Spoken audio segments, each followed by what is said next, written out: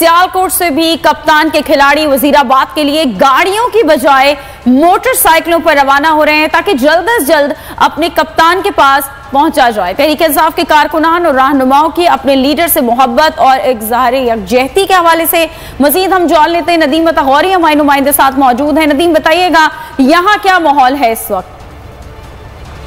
बिल्कुल, पाकिस्तान तहरीक इंसाफ के चेयरमैन पर हमले के बाद यहाँ पर भी सियालकोट के अंदर भी तमाम कारकुनान में बेचैनी सी पाई जा रही थी। आज दोबारा जब लॉन्ग मार्च की तो यहाँ पर जोशो खरोश दिखाई दे रहा है। मेरे साथ इसी लॉन्ग मार्च के हवाले से और अपने कप्तान का साथ देने के हवाले से बात करने के लिए पाकिस्तान तहरीक इंसाफ के बड़े रहनुमा उस्मान डार मौजूद हैं। उनके साथ बात करते हैं। जी उस्मान भाई, आप बताइएगा आप किस तरह आज लॉन्ग मार्च में शिरकत के लिए जा रहे हैं? सियालकोट एक बार फिर तैयार है। आज कप्तान ने कॉल दी है 4:30 बजे इंशाअल्लाह ताला हम सब अपने कप्तान इमरान खान का तरीही खिताब सुनेंगे।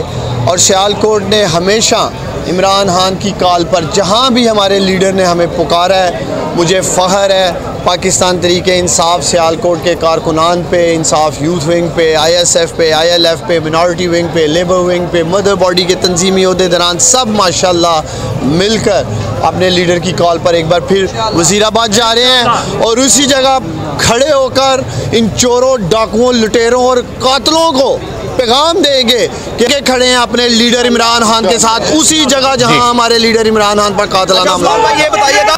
बहुत शुक्रिया उसामा दुरानी, मोइन जुबैर, अनवर अब्बास और नदीम मतगौरी।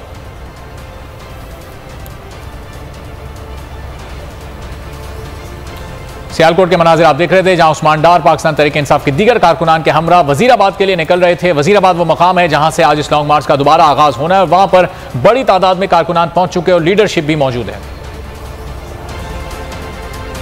बुलेटिन में आगे देखिए, सैलाब बहाना, बल्दियाती इलेक्शन निशाना।